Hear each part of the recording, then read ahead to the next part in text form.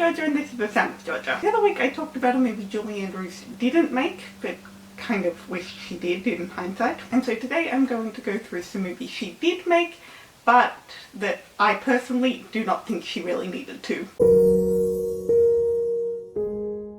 I will say before we start this, as somebody who has seen every live action film Julie Andrews has ever made, there is not a bad performance in there. So this video will mostly focus on the roles and the films themselves, not Julie's performance in it.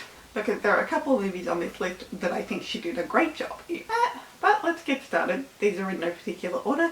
So the first one I'm going to talk about is Torn Curtain. So back in the early 1960s, I think we all know that Julie was denied the role of Eliza Doolittle in the film adaptation of My Fair Lady, simply because she wasn't a big enough name in terms of cinema. But by the time Torn Curtain, which was released in 1966, came up, she was the biggest star in Hollywood.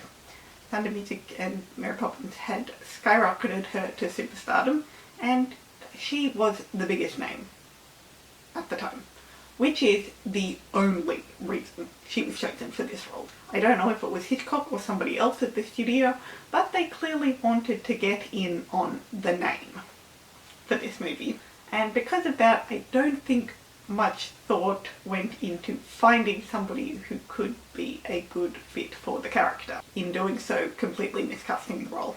I'm sure there was somebody out there who was more suited to this role than Julie was. This film really wasn't a success by Hitchcock standards, especially. Even in the early days of the filming, they knew they were on a sinking ship. And I do wonder if part of its non-success is because of the leaks. Because everything I have said about Julie also applies to Paul Newman. Even Julie herself says the main reason she made the movie was because it meant working with Hitchcock, but that she wasn't actually super pleased with her performance in the end.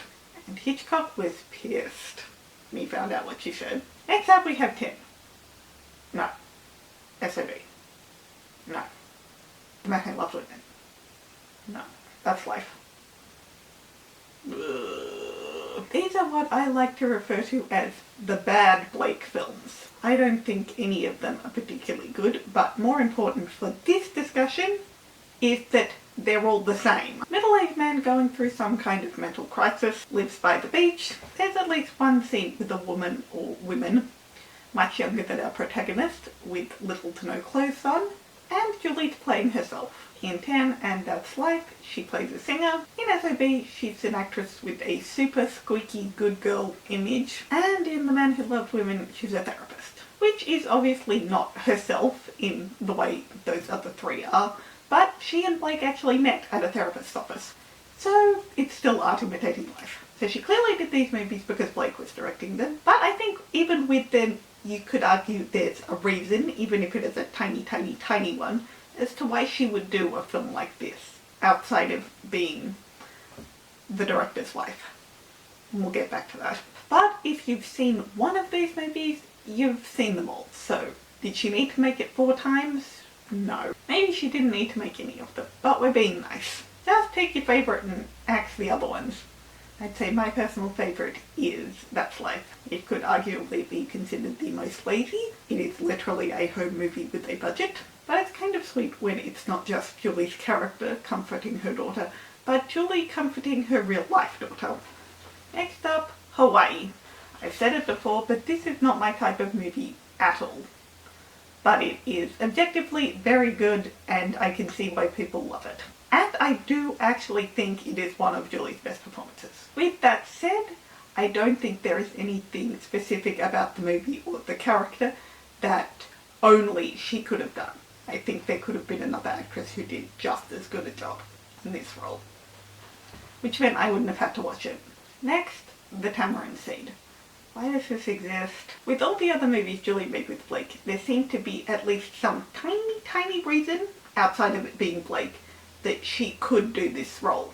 And this is what I was talking about a moment ago. Darling Lily and Victor Victoria, both musicals. And we know she was good with those. Obviously, Darling Lily was created solely for her, but the principle still stands.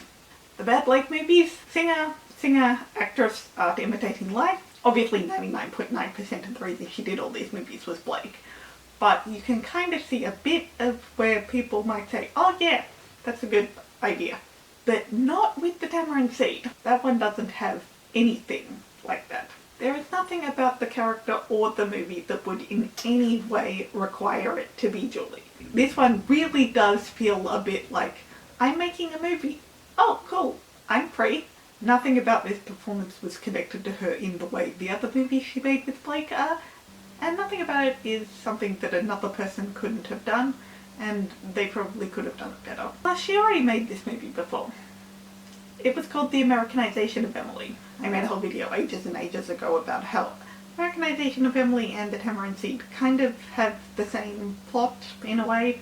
Emily was better, and unlike the other ones on this list, I actually really love Emily, and I'm very glad she did it. This was very early on. It was before she did Sound of Music. It was sandwiched between Mary Poppins and that, so she hadn't been able to build too much of an image for herself at the point she made this.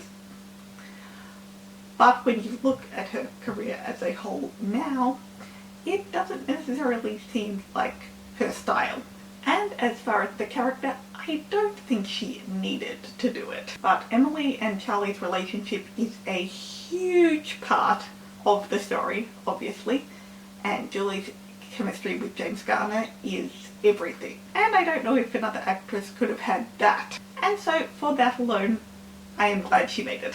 And lastly, this one is a bit of an honourable mention because it's not really the same situation as the others, but that is the Princess Diaries. Ugh, I hate this one. This is one that, yes, I think she should have done. I can't really imagine somebody else doing it, which is a bummer because it proves that it's one of her biggest roles, and that's why I don't like it. Put simply, she is better than this movie. It is okay, and Julie deserves better than okay. I don't know if anybody has ever watched Doug Walker Nostalgia Critic Channel or some sort of thing, but he does this thing every December where he watches a whole bunch of Disney movies and gives them really quick reviews. And in his review of Princess Diaries, he said he thought the standout part about the movie was the performances. And I agree. All the actors in Princess Diaries do a great job.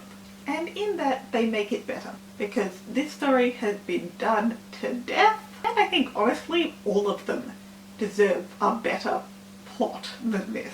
This has been done a million times before. Even Julie likened it to My Fair Lady, except this time she's playing Higgins. All in all, yes, I think it's a good thing she made this one, and I don't know if anybody else could have done this role. But it makes me sad that she did, because it is one of her most defining performances ever. Like, her top 3 most well-known movies in today would be Mary Poppins, Sound of Music, and Princess Diaries, and not necessarily in that order. And it makes me sad that Julie's definitive role for my generation is the supporting character in a very fun but objectively subpar film, rather than a leading lady in an amazing movie and being able to see her as the star she is. I think these are the most obvious ones for the movie/character not being her thing. But I'd love for you to let me know what you think. Do you agree with me, or do you think some of these roles it was absolutely crucial that she did? Or is there another movie that she did that you really don't think she should have?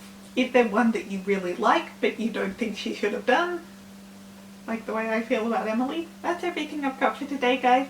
Stay safe, feel free to like and subscribe, and I'll see you in my video next time. So long, farewell!